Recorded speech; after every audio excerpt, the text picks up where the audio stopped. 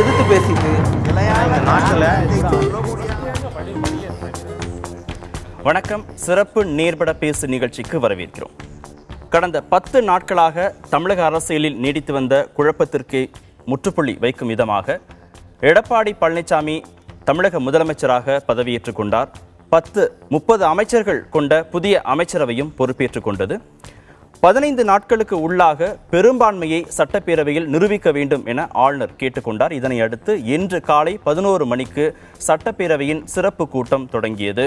122 சட்டமன்ற உறுப்பினர்கள் ஆதரவோடு முதலமைச்சர் எடப்பாடி பழனிசாமி கொண்டு வந்த நம்பிக்கை தீர்மானம் வெற்றி பெற்றதாக சபாநாயகர் அறிவித்திருக்கிறார். இது ஒருபுறம் இருக்க, ரகசிய வாக்கெடுப்பு நடத்தப்பட வேண்டும் என எதிர்க்கட்சிகள் தரப்பில் கோரிக்கை வைக்கப்பட்டது. அது சபாநாயகரால் நிராகரிக்கப்பட்டது. இந்த அடிப்படையில் இன்று காலை தொடங்கி சட்டப்பேரவைக்கு உள்ளாகவும் சட்டப்பேரவைக்கு வெளியாகவும் நடந்த விஷயங்கள் இதுவரைக்கும் தமிழக அரசியல் களத்தில் நடந்து வந்த குழப்பங்களுக்கு முற்றுப்புள்ளி வைத்திருக்கிறதா அல்லது புதிய குழப்பங்களுக்கான விதையை ஊன்றி இருக்கிறதா என்பது குறித்த ஒரு தெளிவை, புரிதலை ஏற்படுத்திக் கொள்ளவும், இந்த செயல்கள், இந்த நடவடிக்கைகள் எதிர்காலத்தில் என்ன மாதிரியான விளைவுகளை, அடுத்தடுத்து என்ன மாதிரியான விளைவுகளை ஏற்படுத்த போகிறது தமிழக அரசியல் களத்தில் என்பது குறித்த ஒரு புரிதலை ஏற்படுத்திக் கொள்ளவும் இந்த சிறப்பு நேர்பட பேசு அமர்வில் விவாதிக்க இருக்கிறோம். இந்த அமர்வில் அதிமுகவின் முன்னாள் அமைச்சர் திருமிகு வளர்மதி பங்கேற்றிருக்கிறார்கள். அதேபோன்று திமுகவின் சட்டமன்ற உறுப்பினர் திரு மனோ தங்கராஜ், அதேபோன்று பத்திரிகையாளர் திரு ரமேஷ் இணைந்திருக்கிறார். விரைவில் காங்கிரஸ் சட்டமன்ற உறுப்பினர் விஜயதரணி, இந்தியன் யூனியன் முஸ்லீம் லீக் சட்டமன்ற உறுப்பினர் முகமது அபுபக்கர் மற்றும் பத்திரிகையாளர் ஷியாம் ஆகியோர் இணைய இருக்கிறார்கள். விருந்தினர்களுக்கு வணக்கம். திரு மனோ தங்கராஜ், உங்ககிட்ட இருந்து தொடங்கலாம் விவாதத்தை. முதல்ல திமுக தரப்புல சொல்லப்பட்டது ஒரு நிலையான அரசு வேணும், பெரும்பான்மையை நிரூபிப்பதற்கான வாய்ப்பு கொடுக்கப்பட வேண்டும் அப்படின்னு சொல்லப்பட்டது. ஆனால் இன்றைக்கு காலையில் சட்டப்பேரவை கூடிய பிறகு திமுக தரப்பில் அரங்கேற்றப்பட்ட அந்த செயல்கள் எல்லாத்தையும் பார்க்கிற போது, செய்யப்பட்ட விஷயங்கள்லாம் பார்க்கிற போது, பெரும்பான்மையை இந்த அரசு எப்படியாவது நிரூபித்து விடக்கூடாது அப்படிங்கிற அடிப்படையில் செயல்பட்ட மாதிரி தெரிகிறது. வெளியிலிருந்து அப்படி தான் கருத்துக்கள், செய்திகள்லாம் வருகிறது. எப்படி பார்க்குறீங்க? அப்படி அல்ல. ஒரு பெரும்பான்மை இருக்கக்கூடிய அரசு பொறுப்பேற்பதை திமுக எதிர்க்கவும் செய்யாது, எதிர்க்கவும் முடியாது. ஆனால் இன்றைக்கு காலையில் நீங்கள் பார்த்தீர்கள் என்று சொன்னால், காலையிலே நாங்கள் சட்டமன்றத்திற்கு செல்வதற்கு முற்பட்ட நேரத்தில் வரலாற்றில் இதுவரை இல்லாத அளவிற்கு காவல்துறை அங்கே குவிக்கப்பட்டிருக்கிறது. ஏன் எங்களுடைய எதிர்க்கட்சி தலைவர் அங்கு செல்வதற்கு கூட அவரை வழிமறித்து தடை செய்து, உங்களுடைய வாகனத்தை நாங்கள் ஆய்வு செய்ய வேண்டும் என்றெல்லாம் அவர்கள் பல்வேறு நெருக்கடிகளை ஏற்படுத்தி அவர் சுமார் 2 கிலோமீட்டர் தொலைவிற்கு நடந்து செல்ல வேண்டிய ஒரு சூழல் அங்கு ஏற்படுகிறது. இல்லை, அமைச்சர்கள் காரும் பரிசோதனைக்கு உட்பட்டதாக தான் சொல்லப்பட்டது. இன்னைக்கு ரொம்ப முக்கியமான ஒரு நாள். கடந்த காலங்களில் அசம்பாவிதங்கள் நடந்த மாதிரி இன்னைக்கும் எதுவும் நடந்துடக்கூடாது அப்படிங்கிற ஒரு நடவடிக்கையை, முன்னெச்சரிக்கை நடவடிக்கை எடுக்க வேண்டிய பொறுப்பு காவல்துறைக்கு இருக்கிறது. அந்த அடிப்படையில் எல்லா காரும் பரிசோதனைக்கு உட்படுத்தப்பட்டதாக தான் செய்திகள் வந்து. அப்படி அல்ல. ஏற்கனவே எங்களுக்கு தகவல் தெரிவிக்கப்பட்டது, உறுப்பினர்கள் அவருடைய ஐடி கார்டு கொண்டு வர வேண்டும், வேறு யாரையும் அழைத்து வரக்கூடாது போன்ற தகவல்கள் கிடைத்திருந்தது. அதற்கேற்பதான், சொல்லப்பட்ட தகவலுக்கு ஏற்பதான் அனைத்து உறுப்பினர்கள் வந்தார்கள், எங்களுடைய தளபதி அவர்கள் வந்தார்கள். ஆனால் காவல்துறை இதெல்லாம் சரியா செஞ்சிருக்கா அப்படின்னு பரிசோதிக்க வேண்டிய பொறுப்பு காவல்துறைக்கு இருக்குல்ல. நிச்சயமாக நீங்க செஞ்சிருப்பீங்க, கண்டிப்பா செஞ்சிருப்பீங்க, அதுல மாற்று கருத்து இருக்க முடியாது. ஆனா சரியா செஞ்சிருக்கா அப்படிங்கறத பரிசோதிக்க வேண்டிய பொறுப்பு யார்கிட்ட இருக்கு? காவல்துறையில தான் இருக்கு. அதை எதிர்க்கவில்லை. ஆனால் நடந்து செல்லக்கூடிய அளவிற்கு நிலைமையை அவர்கள் இவ்வளவு தீவிரப்படுத்த வேண்டிய தேவையில்லை. இல்லை, காரை வந்து நிப்பாட்டுறாங்க, பரிசோதனை பண்ணுறாங்க, திருப்பி கார் உள்ளே செல்வதற்கான அனுமதி வழங்கப்பட்டதா இல்லை? எல்லா காரும் உள்ளே வந்ததை பார்க்க முடியுது. இவர் கோபத்தில் இறங்கி நடந்து போறாரா, இல்லை காவல்துறை உங்களை வந்து வற்புறுத்தியதா, நிர்பந்தப்படுத்தியதா? காவல்துறை பல்வேறு நிர்பந்தங்களை ஒவ்வொன்றாக புதிதாக அதை பார்க்க வேண்டும், இதை பார்க்க வேண்டும் என்று சொல்லுகிறார்கள். அவர் ஒரு எதிர்க்கட்சியினுடைய தலைவர். அவரோடு இருக்கக்கூடியவர்கள் எல்லாம் சீனியர் அமைச்சர்களாக இருந்தவர்கள். எனவே அவர்கள் அத்தனை பேரையும் அவர்களுக்கு தெரியும். அதற்கு இவ்வளவு பெரிய நிர்பந்தத்தை கொடுத்திருக்க வேண்டிய தேவையில்லை. அந்த நிர்பந்தத்தை கொடுத்தார்கள். நாங்கள் நடந்து செல்லுகின்றோம், சட்டமன்றத்திற்குள்ளே செல்லுகின்றோம். அங்கே செல்லுகின்ற நேரத்தில் நாங்கள் வந்து அவர்கள் எடப்பாடி தலைமையில் அரசு அமையக்கூடாது என்று சொல்லவில்லை. 2 காரியங்களை சொல்லுகின்றோம். ஒன்று, நீங்கள் போதிய கால அவகாசம் கொடுத்து உறுப்பினர்களை விடுவித்து அவர்கள் தங்கள் தொகுதிகளுக்கு சென்று மக்களிடத்தில் கருத்தை கேட்டுவிட்டு அவர்கள் நியாயமாக தங்களுடைய உணர்வுகளின் அடிப்படையில் வாக்களிக்கக்கூடிய ஒரு சூழலை ஏற்படுத்தி தந்துவிட்டு நடத்துங்கள், இல்லை என்றால் ரகசிய வாக்கெடுப்பை நீங்கள் அனுமதியுங்கள் என்ற ஒரே கோரிக்கையை தான் நாங்கள் எடப்பாடி பழனிசாமிக்கு ஆளுநர் அழைப்பு விடுக்கிறார். ஆட்சி அமைக்க வாங்க அப்படின்னு அழைப்பு விடுக்கிறார். எல்லாம் முடிந்த பிறகு 15 நாட்களுக்கு உள்ளாக, அந்த கால அவகாசத்துக்கு உள்ளாக பெரும்பான்மையை நிரூபிக்க வேண்டும் அப்படின்னு சொல்றார். ஸ்டாலின் தரப்புல என்ன ரியாக்ஷன் வருது அப்படின்னா, 15 நாட்கள் அப்படின்னா ரொம்ப அதிகமான கால அவகாசமாச்சே, குதிரை பேரம் நடப்பதற்கான வாய்ப்புகள் இருக்கிறதே அப்படின்னு சொல்றாரு. ஆனா இப்ப நீங்க ஒரு வார காலம் அவகாசம் கொடுங்கன்னு நீங்களே கேட்குறீங்க. உங்க ஸ்டேட்மெண்ட்டுக்கான முரண்பாடான ஸ்டேட்மெண்ட் இன்னைக்கு சொல்லப்படுகிறது. நீங்க முதல்ல ஒரு விஷயத்தை புரிஞ்சுக்கணும். அமைச்சர் பன்னீர்செல்வம் அவர்கள் தன்னுடைய பதவியை ராஜினாமா செய்த காரணத்தினால்தான் இந்த புதிய ஏற்பாடு உருவாகிறது. அவர் 3 முறை அண்ணா திராவிட முன்னேற்ற கழகத்தினுடைய முதலமைச்சராக இருந்தவர். அவர் சொல்லுகிறார், நான் மிரட்டப்பட்டேன், நான் என்னுடைய விருப்பத்தின்படி இந்த பதவியை ராஜினாமா செய்யவில்லை, மக்கள் விருப்பத்தின்படியும் நான் இதை செய்யவில்லை, பெரும்பான்மை தொண்டர்களுடைய விருப்பத்தின்படியும் நான் செய்யவில்லை, ஒரு நிர்பந்தத்தின் அடிப்படையில் நான் ராஜினாமா செய்திருக்கிறேன் என்ற ஒரு அழுத்தமான ஒரு கருத்தை முன்வைக்கிறார். அதை நாம் நிராகரித்து விட முடியாது. ஏனென்றால் சொன்னவர் யாரோ ஒருவர் அல்ல. சொன்னவர் 3 முறை அண்ணா திராவிட முன்னேற்ற கழகத்தினுடைய சார்பில் முதலமைச்சராக இருந்தவர். இதற்கு நம்முடைய முன்னாள் முதலமைச்சருக்கு மிக நெருக்கமானவர். ஆளுநர் நடவடிக்கை எடுக்கணும்னு சொல்ல வரீங்களா? உரியவர் என்று சொன்னவர். ஆளுநர் நடவடிக்கை எடுக்கணும்னு சொல்றீங்க. நான் சொல்ல பொறுமையா. அப்போ அது கொஸ்டினே வரல. திரும்ப இவரை பொறுப்பேற்பதற்கு ஆளுநர் சொல்லுகிறார். அவர் பொறுப்பேற்கிறார். எடப்பாடி அவர்கள் பொறுப்பேற்று விட்டு என்ன செய்தார்கள்? உடனடியாக அத்தனை சட்டமன்ற உறுப்பினர்களையும் அப்படியே திரும்ப அவர்கள் பேக் பண்ணி கூவாத்தூரில் கொண்டு ஒரு தனியார் விடுதியில் அடைத்து வைக்கிறார்கள். அவர்களை சுதந்திரமாக சுற்றுவதற்கு அனுமதிக்கவில்லை. அவர்கள் தங்கள் கிராமத்திற்கோ அல்லது தங்கள் தொகுதிக்கோ செல்வதற்கு அனுமதிக்கவில்லை. தங்கள் உறவினர்களிடத்திலோ குடும்பத்தாரிடத்திலோ அல்லது கட்சி தொண்டர்களிடத்திலோ தங்களுக்கு வாக்களித்த மக்களையோ சந்திப்பதற்கு அவர்கள் அனுமதிக்கப்படவில்லை. சரி, காவல்துறை யாருடைய கட்டுப்பாட்டின் கீழ் இருந்தது? அங்க போய் விசாரணை நடத்தி உயர்நீதிமன்றத்தில் அறிக்கையை சமர்ப்பிக்கிறாங்க. 119 சட்டமன்ற உறுப்பினர்கள் அந்த விடுதியில் தங்கியிருக்கிறாங்க, எல்லாருக்கிட்டையும் நாங்கள் தனித்தனியாக விசாரணை நடத்தினோம், சுய விருப்பத்தின் அடிப்படையில் தான் சுதந்திரமாக தான் நாங்கள் தங்கியிருக்கிறோன்னு அவங்க சொல்கிறாங்கங்கிற அறிக்கையை கொடுத்தது காவல்துறை. அந்த காவல்துறை காவந்து முதலமைச்சராக இருந்த முதலமைச்சரின் கட்டுப்பாட்டில் தானே இருக்கு. நான் உங்களிடத்தில் கேட்கிறேன், அந்த கூவாத்தூரை விட்டு வெளியே வந்த சட்டமன்ற உறுப்பினர்கள் என்ன கருத்தை சொன்னார்கள்? ஒவ்வொருவரும் திரும்ப திரும்ப சொன்னார்கள். அங்கு மதுரையிலிருந்து வந்த சரவணன் ஒரு வழக்கையே தாக்கல் செய்கிறார். 2 பேர் வந்திருக்கிறாங்க. நீங்களை மிரட்டி இருக்கிறார்கள். 2 பேர் வந்திருக்கிறாங்க. ஒருத்தர் சரவணன், இன்னொருத்தர் அருண்குமார். இன்றைக்கு செம்மலை சட்டமன்றத்தில் சொல்லுகிறார், தன்னுடைய கையில் இருந்த அந்த அறையினுடைய சாவியை காட்டி, இந்த அறையில் நான் தங்கியிருந்தேன், இவ்வாறு பல்வேறு பிரச்சனைகள் அங்கு ஏற்பட்டது, நான் இப்போது வெளியே வந்திருக்கிறேன், என்னுடைய உடைமைகளை கூட எடுப்பதற்கு எனக்கு அனுமதி கிடைக்கவில்லை, அச்சுறுத்தல் இருக்கிறது, எனக்கு இங்கு செல்ல முடியவில்லை. உங்க வாதம் சரினா, நீங்க சொல்ற வாதம் சரினா, இன்னைக்கு எப்படி 122 சட்டமன்ற உறுப்பினர்கள் வாக்களிச்சு பெரும்பான்மை நிரூபிக்கப்பட்டிருக்கும்னு கேட்கிறேன். நிச்சயமாக அவர்கள் அங்கு பல்வேறு அழுத்தங்களுக்கு ஆளாக்கப்பட்டார்கள், மிரட்டலுக்கு ஆளாக்கப்பட்டிருக்கலாம். இங்கே கூவத்தூர் விடுதியில நிச்சயமாக. இங்க என்ன விடுதி? நிச்சயமாக நிர்பந்தம். ஏனென்றால் முன்னாள் முதல்வர் பன்னீர்செல்வம் அவர்கள் பேசுகின்ற நேரத்தில் அதை குறிப்பிட்டார்கள். தான் முதல்வராக கூவத்தூர் விடுதியில நீங்க சொல்றதெல்லாம் நடந்துச்சா நடக்கலன்னு தெரியல. ஒருவேளை நடந்திருக்குன்னு உங்க வாதத்தை எடுத்துக்கிட்டா கூட, வாதத்தை எடுக்காண்டா இங்க ரொம்ப சுதந்திரமா தானே இருக்கிறாங்க. இங்க உங்களுக்கு என்ன நிர்பந்தம் இருக்க போகுதுன்னு முதல்வராக இருந்தவர் சொல்லுகிறார். என்னிடத்தில் தொலைபேசியில் தொடர்பு கொண்டு பல எம்எல்ஏக்கள் சொன்னார்கள். என்ன சொன்னார்கள்? எங்களுக்கு இங்கு பெரிய அச்சுறுத்தல் இருக்கிறது, சுதந்திரமாக எங்களுக்கு செயல்பட முடியவில்லை, எங்களுக்கு பல நிர்பந்தங்களுக்கு ஆளாக்குகின்றார்கள் என்ற தகவலை என்னிடத்தில் சொன்னார்கள் என்பதை பதிவு செய்தார்கள். சொன்னார்கள். அப்போது சட்டமன்றத்தில் இருந்த ஒருவர் சொன்ன சட்டமன்ற உறுப்பினர்கள், இன்றைக்கு சட்டமன்றத்தில் முதலமைச்சர் ஒருவர் கூட அதற்கு எதிர்ப்பு கருத்து சொன்னார். முன்னாள் முதலமைச்சர் ஓபிஎஸ் தொடர்பு கொண்டு சொன்ன சட்டமன்ற உறுப்பினர்கள் இன்னைக்கு ஏன் அவருக்கு ஆதரவான வாக்களிக்கலன்னு கேட்கிறேன். எடப்பாடிக்கு வாக்களிச்சிருக்காங்கன்னு கேட்கிறேன். அதுதான் நாங்க ரகசிய வாக்கெடுப்பு வைங்க, அப்போது அவர்கள் மனசாட்சியின்படி வாக்களிப்பார்கள், மனசாட்சியின்படி வாக்களிக்க ஒரு வாய்ப்பு அவர்களுக்கு கொடுப்போம் என்ற கருத்தை நாங்கள் முன்வைத்தோம். ஆனால் சட்டமன்றத்திலே ஓபிஎஸ் அவர்கள் இந்த கருத்தை பேசுகின்ற நேரத்தில் ஒருவர் கூட, இப்போது இருக்கக்கூடிய முதல்வர் கூட அங்கிருந்து அப்படி ஒரு சம்பவம் நடக்கவில்லை என்று சொல்லவில்லை.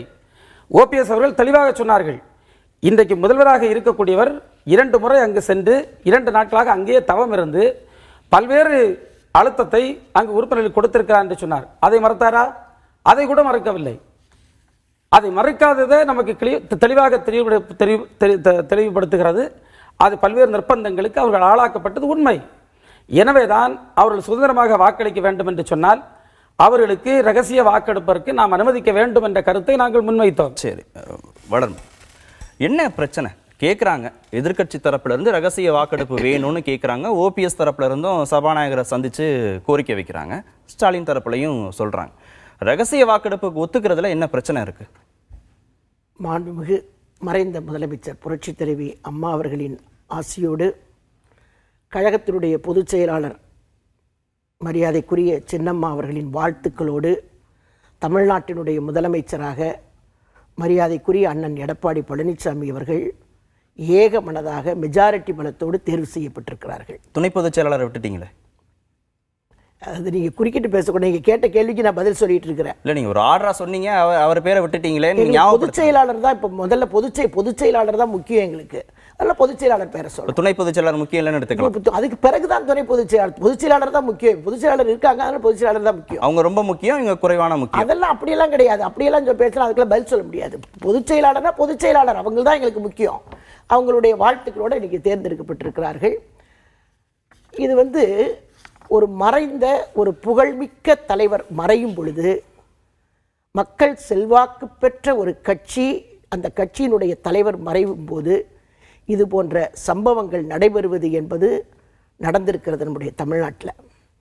ஒரு குரூப் வெளியே போவாங்க, வெளியே போய் இந்த மாதிரிலாம் பேசுவாங்க. இதெல்லாம் தொடர்ந்து நடந்துட்டுருக்கிற நடைமுறை தான் நடந்திருக்குது. இப்போ இருக்கிற பிரச்சனை என்னன்னா, நம்முடைய சகோதரர் திமுகவை சார்ந்த உறுப்பினர் இங்கே பேசுகிற போது சொன்னார், கூவத்தூர்ல எம்எல்ஏக்களை தங்கி வச்சிருந்தாங்க, அடைச்சி வச்சிருந்தாங்க, சுதந்திரமா விடல, அப்படிலாம் அவர் சொல்லிட்டே வந்தார். அதெல்லாம் பேசுவோம். நம்பிக்கை வாக்கெடுப்பு அதை தான் சொல்ல வர்றேன்.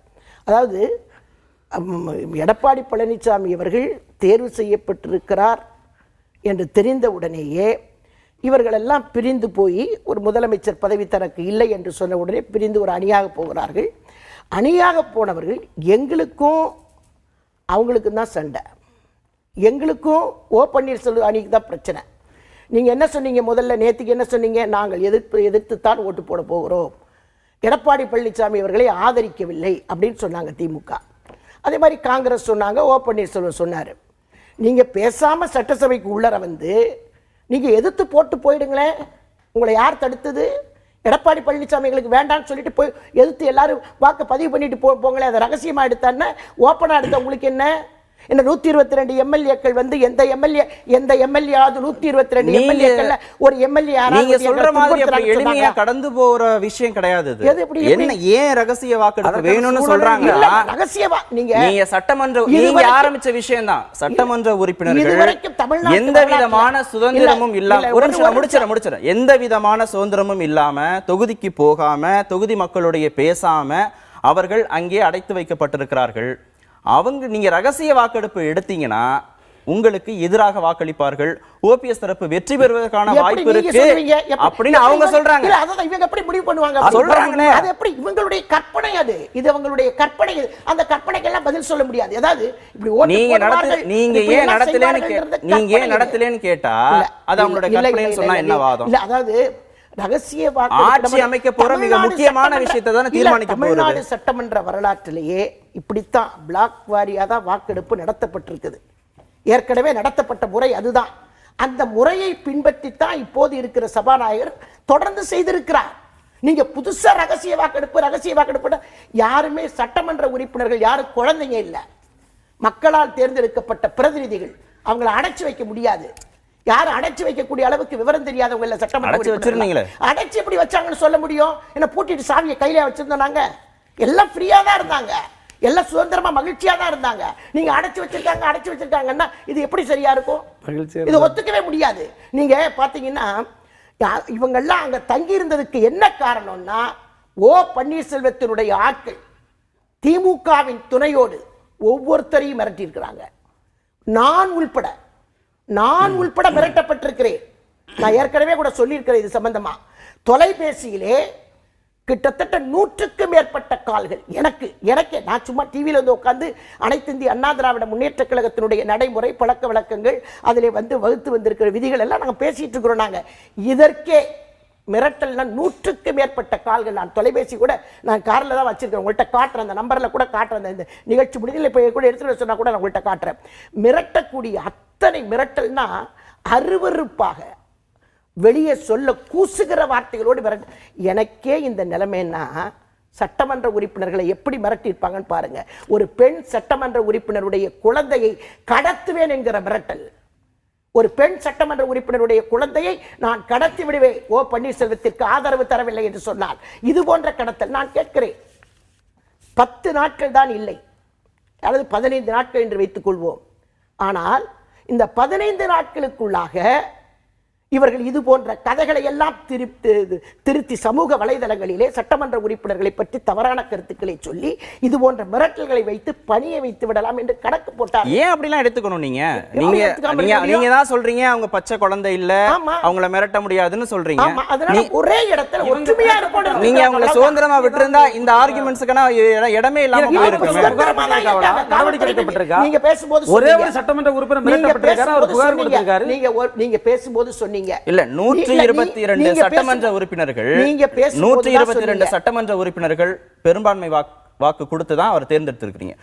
மீதி இருக்கிற அவ்வளவு உறுப்பினர்களும் கோரிக்கை விடுக்கிறாங்க. நீங்க திமுகவுக்கு இருக்கக்கூடிய 89 உறுப்பினர்கள், காங்கிரஸோடைய 9 உறுப்பினர்கள், இந்தியன் முஸ்லீம் லீகோட உறுப்பினர் எல்லாம் சேர்ந்து ஓபிஎஸ்க்கு ஆதரவாக இருக்கக்கூடிய சட்டமன்ற உறுப்பினர் எல்லாருமே சேர்ந்து ரகசிய வாக்கெடுப்பு கேட்கிறாங்க.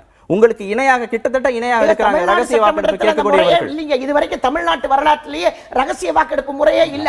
முதல் சபாநாயகர் எதை பின்பற்றி நடத்தி இருக்கிறாரோ அதே முறையை தான் இப்போது இருக்கிற சபாநாயகர் சர்ச்சை வருகிற போது ஏற்கனவே முறை இல்லைன்னு சொல்லி இப்ப இன்னொரு தரப்புல எதிர்ப்பு தெரிவிக்கிற போது இதுக்கு முன்னாடி இந்த நடைமுறை இல்ல, நாங்க அதனால செய்ய மாட்டோம்னு சொல்றது எப்படி சரியா இருக்க முடியும்? ஒரு தரப்புல எதிர்ப்பு தெரிவிக்கிற போது நீங்க செஞ்சது அந்த அடிப்படையில தான் நம்முடைய சபாநாயகர் அதை செஞ்சிருக்கிறாரு.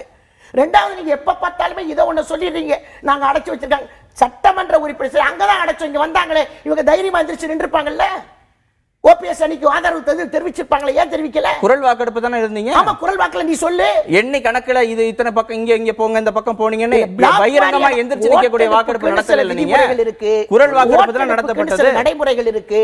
அந்த நடைமுறையை தான் பேரவைத் தலைவர் பின்பற்றி இருக்கிறார். திரு ரமேஷ், என்ன இதுக்கு முன்னாடி நடைமுறை எல்லாம் இருந்துச்சோ அதை தான் நாங்க பின்பற்றணும். தமிழ்நாட்டுக்குன்னு ஒரு புதிய சிஸ்டத்தெல்லாம் நீங்க கேள்வியா கேட்காதீங்க, எழுப்பாதீங்க அப்படின்னு சொல்றாங்க.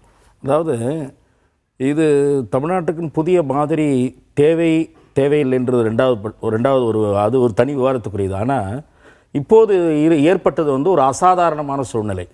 இன்றைக்கு அவர்கள் அடைத்து வைக்கப்படவில்லை, அவங்க ஒரு இடத்துல இருந்தாங்கன்னு முன்னாள் அமைச்சர் அவர்கள் சொல்கிறார். இன்றைக்கு சட்டமன்றத்தில் என்ன நடந்ததுன்னா, திரு செம்மலை அவர்கள் கூட்டத்தொடர் ஆரம்பித்த உடனே ஒரு உரிமை மீறல் பிரச்சனையை கொண்டு வருகிறார். அவருடைய தனி உரிமை பாதிக்கப்பட்டதாக எந்த தகவலும் தெரிவிக்காமல் ஒரு சட்டமன்ற உறுப்பினரான என்னை அங்கே அழைத்து சென்றார்கள் என்று. அதே போல அங்கிருந்து தப்பி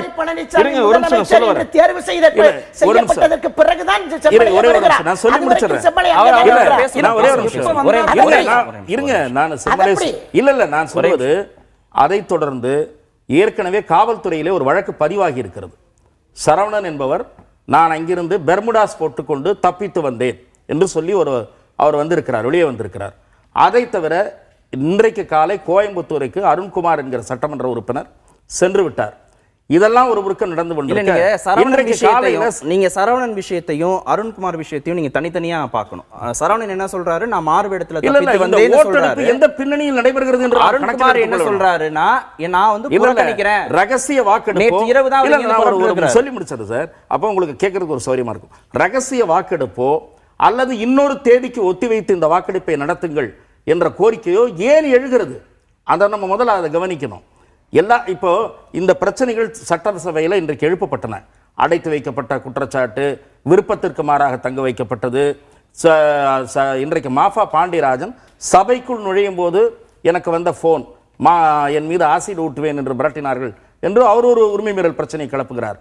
இப்படிப்பட்ட ஒரு சூழ்நிலையில் சபாநாயகர் இன்றைக்கு 2 முறை பேரவையை ஒத்திவைத்திருக்கிறார்.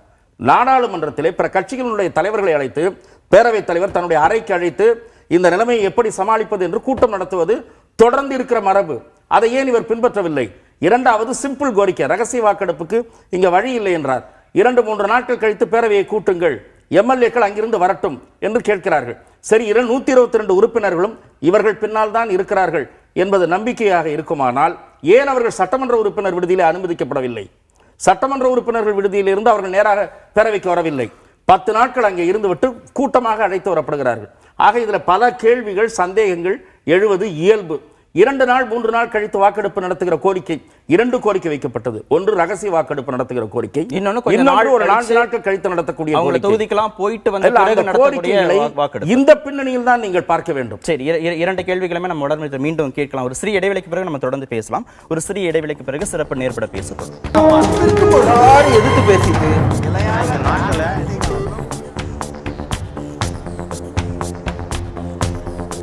பத்திரிகையாளர் ஷியாம் அவர்களும் இந்தியன் யூனியன் முஸ்லீம் லீக் சட்டமன்ற உறுப்பினர் முகமது அபுபக்கர் அவர்களும் அந்த அமர்வில் இணைந்திருக்கிறார்கள். இருவருக்கும் வணக்கம்.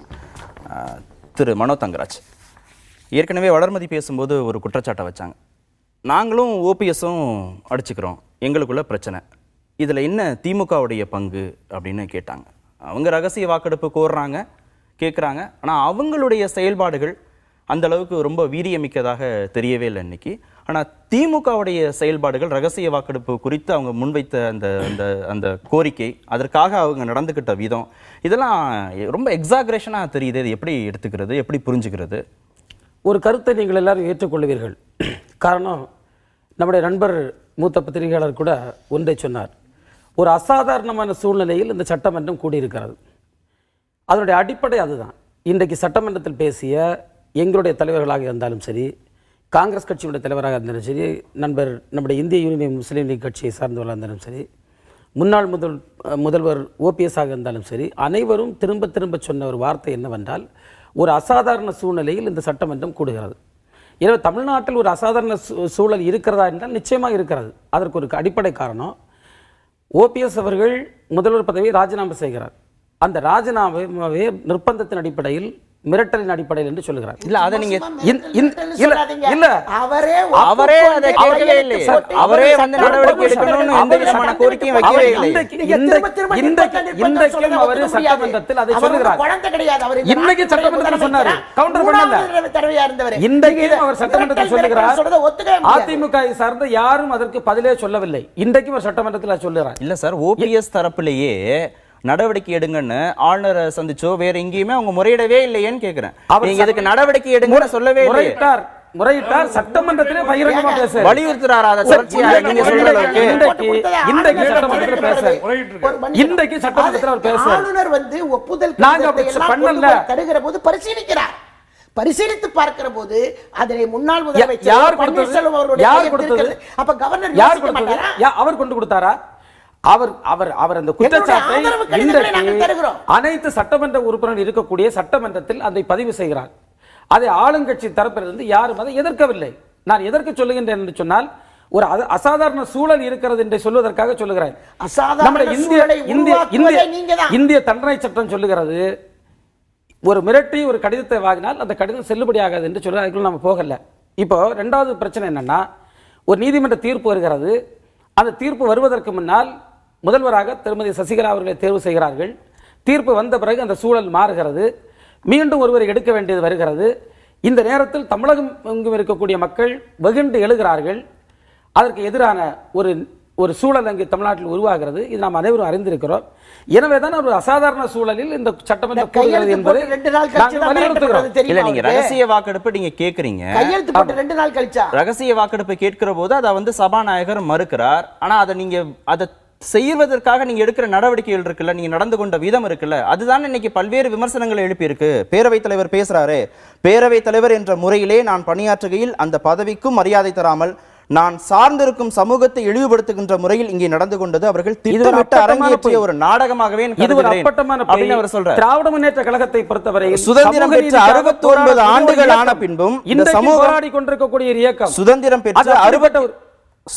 பெற்று 69 ஆண்டுகள் ஆன பின்பும் இந்த சமூகம் முன்னுக்கு வரக்கூடாது, இந்த சமுதாயத்தை சார்ந்த எவரும் உயர் பதவியில் இருக்கக்கூடாது என்ற எண்ண ஓட்டத்தின் வெளிப்பாடே இங்கே நடைபெற்ற குழப்பம் அது அப்படின்னு அவருடைய கருதுகிறேன்னு எண்ணம். சொல்றாரு. அது அவருடைய எண்ணம். சமூக நீதி பேசுகிற திமுக மீது சமூக நீதி பேசுகிற திமுக மீது வைக்கக்கூடிய மிகப்பெரிய குற்றச்சாட்டு சபாநாயகர் முன்வைக்கிறார். அந்த குற்றச்சாட்டு சமூக நீதி பேசக்கூடிய திமுக மேல குற்றச்சாட்டு வைக்கிறாரு. நம்முடைய சபாநாயகர் அவர்கள் அடிப்படை இல்லாத குற்றச்சாட்டுகளை சொல்வதில் அவர் வல்லவர். ஒரு ஜனநாயக மரபில், ஜனநாயக நடைமுறையில் ஒரு சட்டமன்றத்தில் எங்களுடைய கருத்துக்களை பதிவு செய்வதற்கான முழு சுதந்திரம் எங்களுக்கு இருக்கிறது. சார், உங்க கட்சியை சேர்ந்த சட்டமன்ற உறுப்பினர்கள் 2 பேர் சபாநாயகர் இருக்கையில உட்கார்ந்த காட்சிகளை எல்லாரும் பார்க்க முடிகிறது. அவரை பிடிச்சி சபாநாயகரை பிடிச்சி சபாநாயகரை வலுக்கட்டாயமாக வெளியேற்றக்கூடிய காட்சிகளை பார்க்க முடிகிறது. சபை நடக்கக்கூடிய நேரத்தில் அல்ல, எங்கே போய் முறையிடுவதுன்னு சபாநாயகர் கேட்கிறாரு. எனக்கு நடந்த அவமானங்களை எங்கே போய் முறையிடுவதுன்னு சபாநாயகர் கேட்கிறாரு. சபையை முடித்து வைத்துவிட்டு ஒத்தி வைத்துவிட்டு சபாநாயகர் வெளியே செல்கிறார். காவல்துறை வருகிறது, அத்துமீறி நடக்கிறது. இன்றைக்கு ஒருவர் ஆஸ்பத்திரியில் அனுமதிக்கப்பட்டிருக்கார், சட்டமன்ற உறுப்பினர் ரவிச்சந்திரன் அவர்கள். பல சட்டமன்ற உறுப்பினர்களுக்கு அந்த பிடித்து இழுத்ததில் பல்வேறு காயங்கள் ஏற்பட்டிருக்கிறது. சிலர் பிபி கூடி பல்வேறு மயக்க நிலையை அடைந்திருக்கிறார்கள். அந்த நேரத்தில் ஏன் நீங்கள் அப்படி எடுத்துக்கொள்ளக்கூடாது? அந்த 2 உறுப்பினர்களும் களைப்பினால அவர்கள் சபை நடக்கவில்லை, சபை சும்மா இருக்குது, அதுல உட்கார்ந்துட்டு அவ்வளவுதான். எந்த விதத்துல உங்களுக்கு தனியா இருக்கை இருக்கிற போது நீங்க போய் அந்த இருக்கையில உட்கார மாட்டீங்க. சபை நடக்க போயிருக்கல, உங்களுக்கு மயக்கம் வரும், உங்களுக்கு மயக்கம் வரும், நீங்க ஓய்வா இருக்கணும்ன்றதுக்காக சபாநாயகர் இருக்கையில போய் உட்காருங்க. எங்களுடைய சபாநாயகர் இருக்கையில உட்கார்றது எந்த அளவுக்கு சரியா நீங்க நியாயப்படுத்துறீங்க? ஒரு மாண்புமிகு சட்டமன்ற உறுப்பினர். அதுவும் முடிந்த பிறகு எங்களுடைய மாண்புமிகு எதிர்க்கட்சி தலைவர் அவர்கள் சபாநாயகரை அவருடைய அறையிலே சந்தித்து, ஒருவேளை எங்களுடைய உறுப்பினர்கள் யாராவது அதிகப்படியாக நடந்திருந்தால் அதை மன்னித்துக் கொள்ளுங்கள் என்பதை தெரிவித்த செய்தியை சட்டமன்றத்திலே வந்து வெளிப்படையாக பேசுறார். இது முதல் முறை அவர் செய்யல.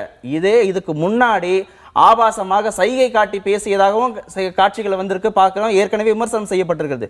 இதே முதன்முறை கிடையாது. தொடர்ச்சியாக ஒரு சட்டமன்ற உறுப்பினருடைய செயல்பாடுகள் விமர்சனத்துக்கு உள்ளாகிற போது கட்சி தலைமை அதை கண்டிச்சிருந்திருக்கணும்.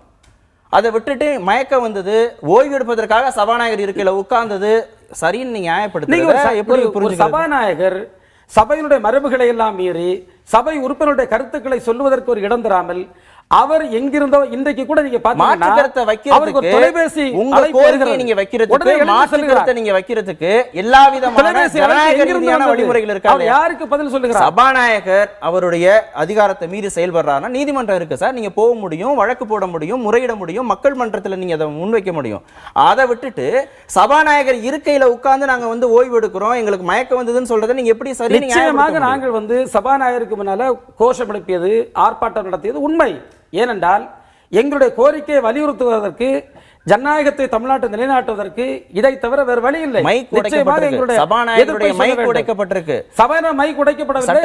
செயலாளருடைய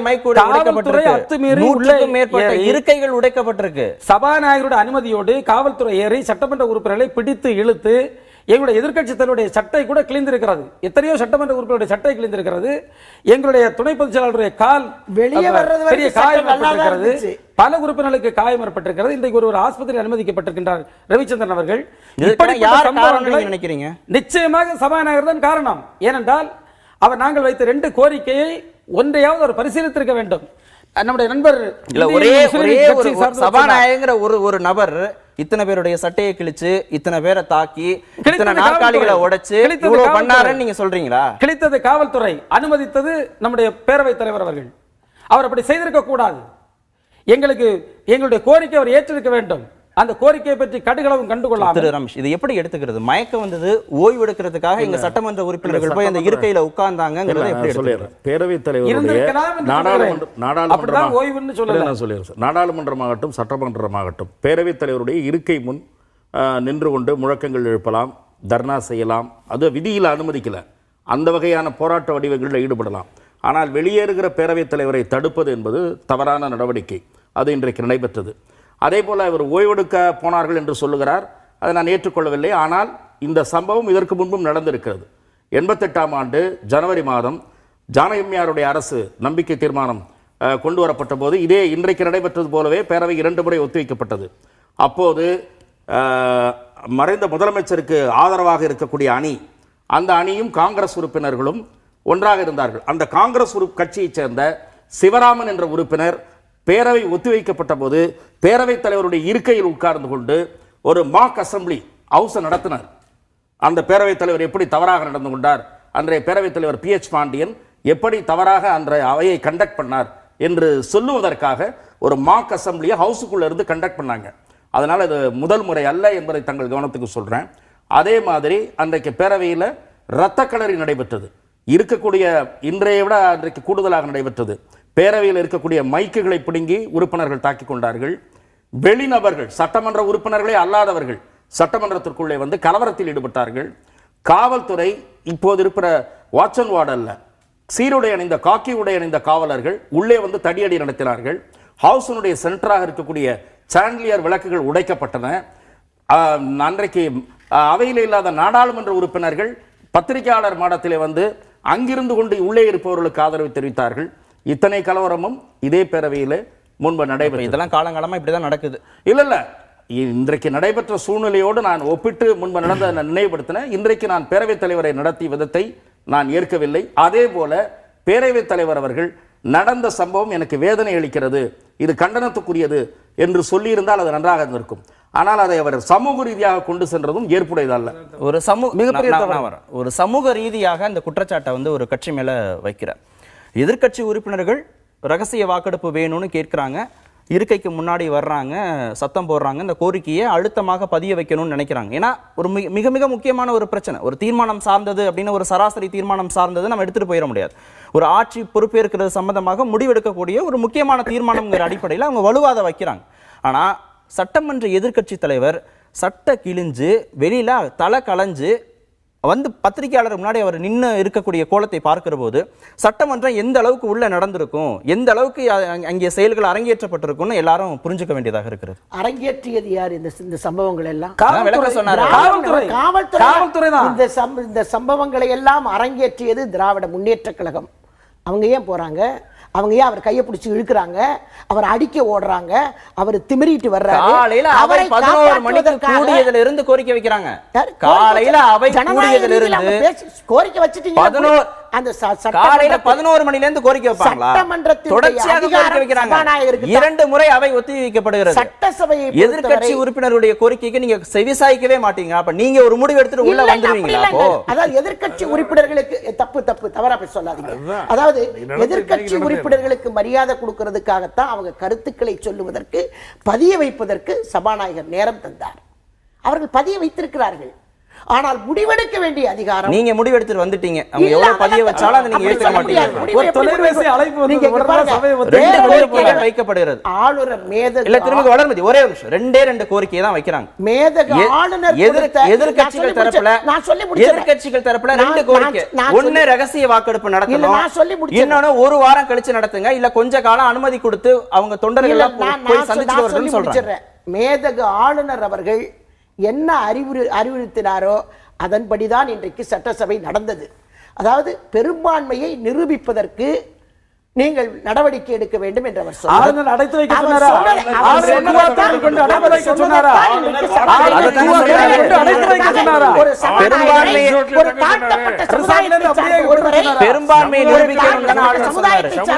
பெரும்பான்மையை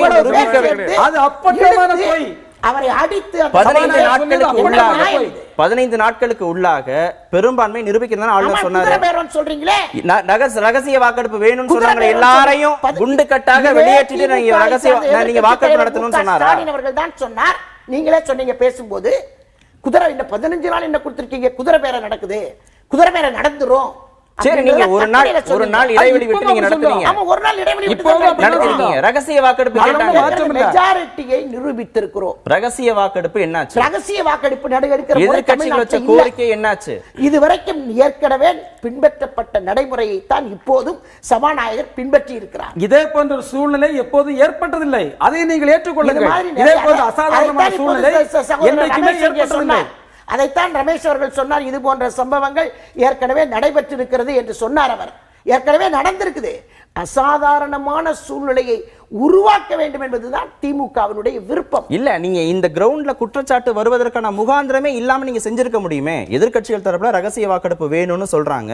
நீங்க நடத்தி பெரும்பான்மையை நிரூபிச்சிருந்தா இந்த குற்றச்சாட்டுகள் வருவதற்கான வாய்ப்பே முகாந்திரமே இல்லாம போயிருக்கீங்க. உங்ககிட்ட பெரும்பான்மையே இல்ல. இதை கெடுக்கிறதுக்கு, சட்ட ஒழுங்கை சீர்குலைக்கிறதுக்கு பெரும்பான்மை இருந்து நீங்க சொல்லிட்டீங்கன்னா கூட பரவாயில்ல. உங்ககிட்ட பெரும்பான்மையே கிடையாது.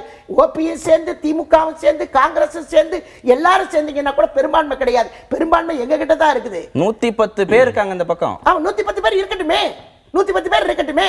5 6 தான் முடிவு பண்ண போகுது. 117 இருக்கணும். 5 6 இருக்கணும். 7 தான் முடிவு பண்ண போகுது. இருக்கட்டும். அப்பதானே கேக்குறாங்க. நான் கேக்குறது வெற்றி பெறுவதற்கு வாய்ப்புகள் 7ங்கிறது ரொம்ப குறைவான எண்ணிக்கை. நான் அதெல்லாம் சொல்ல என்ன வேண்டுமானாலும் நடக்கலாம். ஒரு சட்டமன்ற உறுப்பினர் இருக்கட்டுங்க.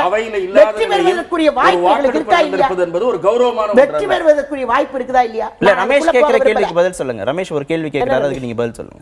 மிக பெரும்பாலான உறுப்பினர்கள், அவையில் இருக்கக்கூடிய மிக பெரும்பாலான உறுப்பினர்கள், கிட்டத்தட்ட ஒரு 100க்கும் மேற்பட்டவர்கள் அவையில் இல்லாத சூழ்நிலையில் நடைபெற்ற ஒரு வாக்கெடுப்பு என்பது ஒரு கௌரவமான வாக்கெடுப்பு என்று சொல்ல முடியுமா? நீங்க வாக்கெடுப்பை பத்தி தான் பேசுறீங்களே தவிர ஒரு தாழ்த்தப்பட்ட சமுதாயத்தை சார்ந்த ஒரு பேரவைத் தலைவர் தாக்கப்பட்டிருக்கிறார். அதை பத்தி தாக்கப்பட்டு அவர் அந்த இருக்கையிலிருந்து வெளியேற்றக்கூடிய எப்படி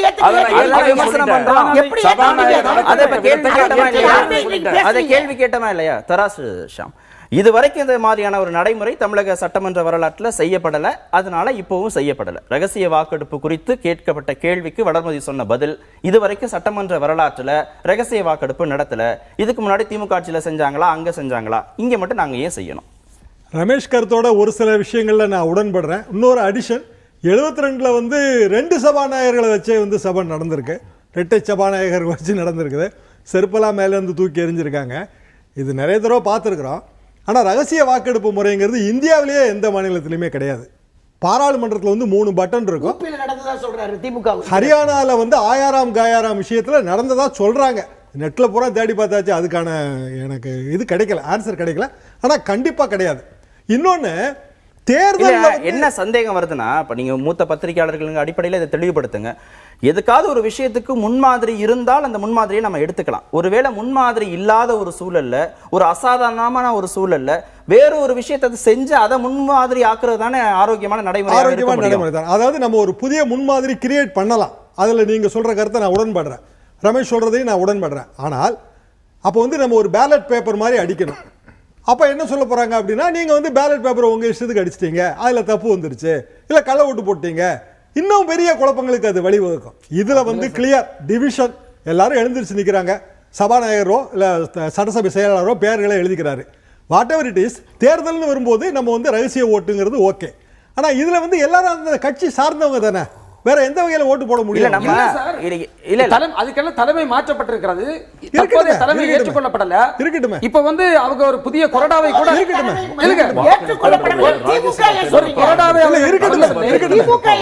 அவர் பன்னீர்செல்வம் அணி ஒரு கொறடாவை நியமித்திருக்கிறது. அந்த கொறடா ஒருவருக்கு ஓட்டு போட சொல்றது. எல்லாரும் ஒரே நேரத்தில் பேசுறாங்க. என்னோட கேள்வி என்னன்னா, ரகசிய வாக்கெடுப்பு நடத்துறது மூலமா என்ன வரும்னு நீங்க நினைக்கிறீங்க?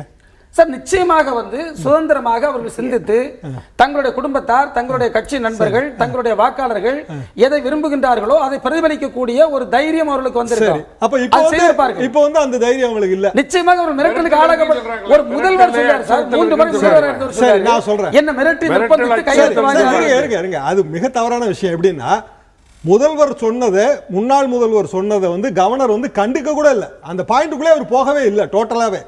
அதுக்கு பிறகு அவர் பிரைம் மினிஸ்டருக்கு தேங்க்ஸ் லெட்டர் வரைக்கும் எழுதிட்டாரு. அப்புறம் எங்க இருந்து மிரட்டல் வரும்?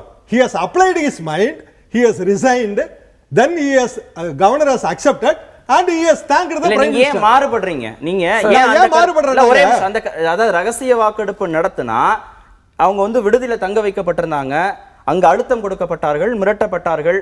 வரும்போது கூட அமைச்சருடைய கார்கள்ல தான் வர்றாங்க, அவங்களுடைய சொந்த வாகனங்கள்ல வந்த மாதிரி எல்லாம் தெரியல, அமைச்சர்கள் தரப்புல தான் கூட்டி வராங்க. நேரா கூவத்தூர் விடுதியிலிருந்து சட்டமன்றத்துக்கு வருகிறார்கள். அப்போ ஒரு அழுத்தத்தின் அடிப்படையில் வாக்கெடுப்பு நடக்குது. ஆனா ரகசிய வாக்கெடுப்பு நடந்தா இதையெல்லாம் விட்டுட்டு அவங்க மனசாட்சிப்படி வாக்களிப்பார்கள். ஓபிஎஸ் தரப்புல சொல்ற மாதிரி ஜெயலலிதாவை நினைத்து வாக்களிப்பார்கள். ஒருவேளை இவங்களுக்கான வெற்றி வாய்ப்பு அதிகமாகுமோ அப்படின்னு அவங்க தரப்புல நினைக்கிறத ஏன் நம்ம தப்புன்னு சொல்லணும்? ஏன் அது நடக்காதுன்னு நீங்க எப்படி மாறுபடுறீங்க? கீப்பிங் த ஃபிளாக் டுகெதர் இது வரைக்கும் நடக்காத விஷயம் கிடையாது. ரமேஷ் சொன்ன 88 உதாரணத்துலேயும் 2 தரப்புமே அவங்கவுங்க எம்எல்ஏக்களை அவங்கவுங்க பத்திரமா தான் பார்த்துக்கிட்டாங்க. இன்னும் சொல்ல போனால் எத்தனையோ மாநிலங்களை நம்ம பார்க்குறோம். நரசிம்மராவ் பிரைம் மினிஸ்டராக இருந்து அவரோட மெஜாரிட்டியை நிரூபிக்கும் போதே இது நடக்கத்தான் செஞ்சது. ஸோ கீப்பிங் த ஃப்ளாக் டுகெதர் அப்படிங்கிறது பாலிடிக்ஸில் வந்து சாதாரண விஷயம்தான்.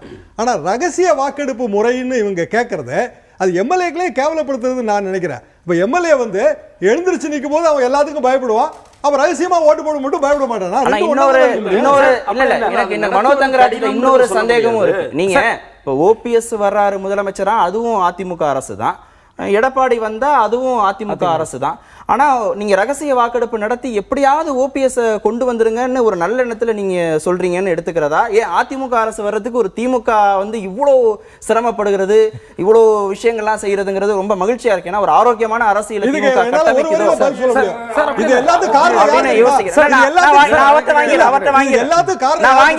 நீங்க எதுவுமே சொல்ல வேண்டாம். அவர் என்ன சொல்றாருன்னு வாங்கிட்டு நீங்க பேசலாம்.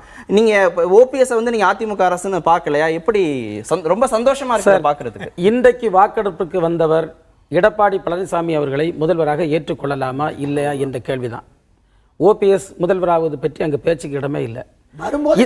ஒரு நிமிஷமா இந்த சூழ்நிலையில் ஒரு ஜனநாயக மரபுகளை கடைபிடித்து இல்ல சார் 5 ஆண்டுகள் இந்த தேர்தல் 5 ஆண்டுகள் தேர்வு இருக்க வேண்டும். நீங்க அதான் எங்களுடைய 5 ஆண்டுகள் நீங்களே முதலமைச்சராக தொடர வேண்டும் அப்படின்னு சட்டப்பேரவையில் சொன்னது துரைமுருகன். சரியா? இன்னைக்கு நீங்க நம்பிக்கை வாக்கெடுப்பு ரகசிய வாக்கெடுப்பு நடந்தா அது ஓபிஎஸ்க்கு ஆதரவா போகும் அப்படிங்கிற அடிப்படையில தான் நீங்க வந்து இதை வந்து கொண்டு வரணும்ங்கறீங்க. ரெண்டு விஷயத்தை நீங்க இவ்வளவு ஆர்வம் செலுத்துறீங்க. ரெண்டு விஷயம் தெளிவுபடுத்திரோம். ஒன்று வந்து சட்டமன்றத்தில் நாங்கள் அவருக்கு ஆதரவு தருவோம் என்று சொன்னது ஏற்கனவே சில பொதுவான திட்டங்களில் மேட்டர்ஸ் ஆஃப் காமன் இன்ட்ரெஸ்ட் நாங்கள் வந்து அதிமுக கொண்டு வந்த சிலவற்றை நாங்கள் ஏற்றிருக்கின்றோம், ஆதரித்துக்கின்றோம். அதன் அடிப்படையில் ஓபிஎஸ் அவர்கள் முதல்வராக இருந்து நல்லவற்றை செய்தால் அதை ஆதரிப்பது என்பது எங்களுடைய நிலைப்பாடு. முதலாக சொன்னது ஓபிஎஸ். ஆமா, அந்த கருத்தை நீங்க வலியுறுத்துறீங்க. 2 பேருக்கு ஒரே கட்சியை சேர்ந்த 2 பேருக்குள்ள பிரச்சனையில நீங்க வெளியில இருந்து இவ்வளவு ஆர்வம் செலுத்துறீங்க நான் கேட்கிறேன். ரகசிய வாக்கெடுப்பு தொடர்பாக இவ்வளவு சர்ச்சை, இவ்வளவு பிரச்சனை, சட்டை கிழிப்பு, மேஜை நாற்காலி உடைப்பு, மைக் உடைப்பு,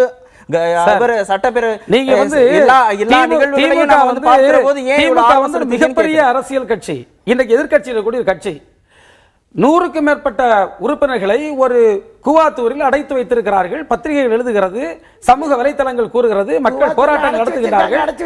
அவர்களை அப்படியே கொண்டு வந்து வாக்களிக்க கொண்டு வரார்கள். இது தவறு. இவர்கள் தொகுதி மக்களை சென்றடைந்து சுதந்திரமாக வாக்களிக்க வேண்டும் என்று சொல்லுகின்ற தார்மீக உரிமை, அந்த ஜனநாயக கடமை எங்களுக்கு இல்லை என்று நினைக்கிறீர்களா? அதை புரிஞ்சுக்க முடியுது. நீங்க தார்மீக அந்த அடிப்படையில் நாங்கள் சொல்கிறோம், உணர்வுகளை காட்டவில்லை. எங்களை பொறுத்தவரையில் அண்ணா திராவிட முன்னேற்ற கழகத்தினுடைய இதற்கு முந்தைய தலைமையை நாங்கள் எதிர்த்தோம், இன்றைக்கும் எதிர்க்கிறோம். அவருடைய பெயரை சொல்லுகின்றவர்கள் நாங்கள் எதிர்க்கின்றோம், எதிர்ப்போம். எப்படி பாக்குறீங்க திமுகவுடைய செயல்பாடுகளை எப்படி எடுத்துக்கிறது? அதாவது இப்போ முதலமைச்சரை மாற்ற போகும்போது யாரும் எந்த பிரச்சனையும் பண்ணல. அதிமுகக்குள்ளேயே 2 பிரிவுகள் வந்து யாருக்கு பலம் இருக்குங்கிற பிரச்சனை வரும்போது தான் இந்த எல்லா நடைமுறைகளும் வருது. ஏற்கனவே 2 முதலமைச்சர் மாற்றும் போது யாரும் அப்ஜெக்ஷன் பண்ணலையே. அம்மா இருந்தாங்க, அதுக்கப்புறம் ஓபிஎஸ் இருந்தாங்க. நம்ம யாரும் நம்பிக்கை வாக்கெடுப்புலாம் கேட்கலையே. பிரச்சனைங்கிறது வித்தின் ஏடிஎம்கே. அதுல இப்ப இருக்கக்கூடிய முதலமைச்சருக்கு பலம் இருக்குதா இல்லையா? பிரச்சனைக்கான காரணமே திமுகங்கிறதா? திமுக கிடையாது. திமுகவும் அதனுடைய கூட்டணியா இருக்கக்கூடிய காங்கிரஸ், முஸ்லீம் லீக் நாங்க ஜனநாயக நிறைவேற்றுறதுக்கு உங்களுக்கு ஆதரவு இருக்கான்னு பாருங்க. நீங்க 5 வருஷம் முதலமைச்சரா இருங்க. சட்டமன்றத்துக்கான ஆதரவு பேசுறாரு. ஒவ்வொரு வார்த்தைக்கும் ஒரு காரணங்களை தேடிங்கன்னு சொன்னா சட்டமன்றமே நடக்காது. இந்த சட்டமன்றத்தை பொறுத்த வரைக்கும் சீஃப் மினிஸ்டரா அம்மா அவங்க ஜெயலலிதா அவர்கள் தேர்வு பண்ணும்போது அந்த நிகழ்ச்சிக்கே எதிர்கட்சி தலைவர் போயிருந்தார். தொடர்ந்து பல விஷயங்களை உடன்பட்டு போனோம். ஒரு சுமூகமான நடைமுறை இருக்கணும், ஒரு ஆரோக்கியமான சட்டமன்றமாக இருக்கணுங்கிற அடிப்படையில் தான் போனது. அந்த அடிப்படையில் துரைமுருகன் அண்ணா அப்படி பேசியிருக்கலாமே தவிர இவரை ஓபிஎஸ் நாங்கள் நீக்கினதுக்கே அதான் காரணம் சொல்றது அது அந்த கட்சியினுடைய பலகீனத்தை மற்றவங்க மேலே போடுற மாதிரி. இன்னைக்கு உள்ள சூழ்நிலையில் நாங்கள் 2 கோரிக்கை தான் சார் வச்சோம். 2 கோரிக்கையில் ஒரு கோரிக்கை கூட நாங்கள் வித்ட்ரா பண்ணிட்டோம். ரகசிய வாக்கெடுப்பு இல்லைன்னு சொன்னார், சரி பிரச்சனை இல்லை, அப்போ இதை ஒன்றுனாச்சும் செய்யுங்க. இதை ஏன் செய்ய சொன்னேன்னு சொன்னா வித்ட்ரா பண்ணிட்டீங்கன்னா வித்ட்ரா பண்ணிட்டீங்க. ஆமா வேணாம்னு நாங்கள் சட்டமன்றத்தில் பேசியிருக்கிறோம். அது முடியாட்ட இதனாச்சும் செய்யுங்கன்னு சொன்னோம்.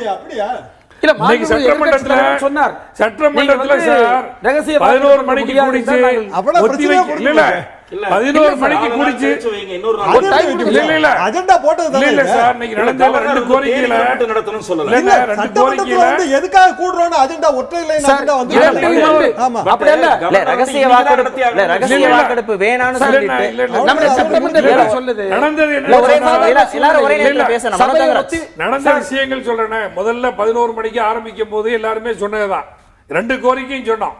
அதன் பிறகு ஒத்திவைக்கப்பட்டது. சபாநாயகர் அவருடைய அறிக்கைகளை எல்லாத்தையும் கூப்பிட்டார்.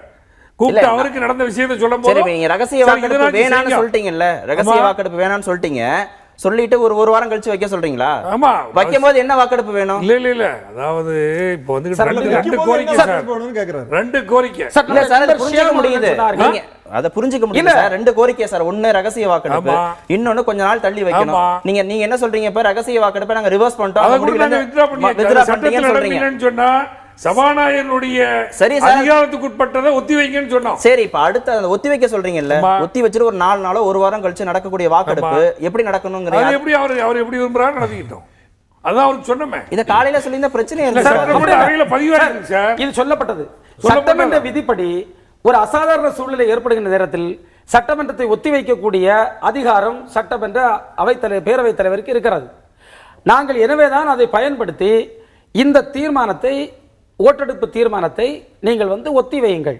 சரி, சட்டமன்ற ஏற்கனவே உறுப்பினர்களை நீங்களே சட்டமன்ற சொல்லிருக்கீங்க. உறுப்பினர்களை ஃப்ரீயா விட்டுருங்க. ஆமா, நீங்களே அவங்க வீடுகளுக்கு போட்டு நீங்க தான் தொகுதிக்கு ஸ்டாலின் போட்டு தானே சொல்லிருக்காரு. கருத்து கேட்டுட்டு வரட்டு. 15 நாட்கள் ஏன் கால அவகாசம் அப்படிங்கிற சந்தேகத்தை அவர் எழுப்பிட்டு நாங்க பேக் பண்ணி இல்ல, கூவத்தூரை மட்டும் ஒழிச்சு வைக்க இல்ல, சொன்னோமா? அன்னைக்கு குதிரை சொன்னீங்க. பேர நடக்கும் சொன்னோமா நீங்க நாங்க? சொல்லிருக்கீங்க. அன்னைக்கு சொன்ன நாங்க சொன்னோமா? விஷயம் நாங்க சொன்னோமா? இல்ல. இந்த சூழ்நிலை உங்களுக்கு இல்ல. நாங்க ஒளிச்சு வச்சிருக்காங்கன்ற வார்த்தை இல்ல. கூவத்தூரில் கொண்டு சரி, இல்ல, இல்ல. சட்டமன்ற உறுப்பினர்கள் எல்லாருக்கும் ஒரே எல்லாருக்கும் சந்தோஷமான செய்தி, கூவத்தூரை வந்து மூடிட்டாங்க, அந்த விடுதியை காலவரையின்றி நீங்க மூடிட்டாங்க. மூடிட்டாங்க. அதனால இனிமே இங்க போக முடியாது. ஒரு இடைவேளை எடுத்துட்டு நம்ம தொடர்ந்து பேசலாம். ஒரு சிறிய இடைவேளை எடுத்துட்டு தொடர்ந்து பேசலாம். இனிமே கூவத்தூருக்கு போக முடியாது, அங்க அடைச்சு வைக்கவும் முடியாது. அவங்களே விருப்பப்பட்டு தங்க முடியாது. அவங்க அது பராமரிப்பு பணிகளுக்காக காலவரையின்றி மூடிட்டதாக போஸ்ட் எல்லாம் ஒட்டி நம்ம செய்தி எல்லாம் போட்டாச்சு. இடைவேளைக்கு பிறகு நம்ம தொடர்ந்து பேசுவோம்.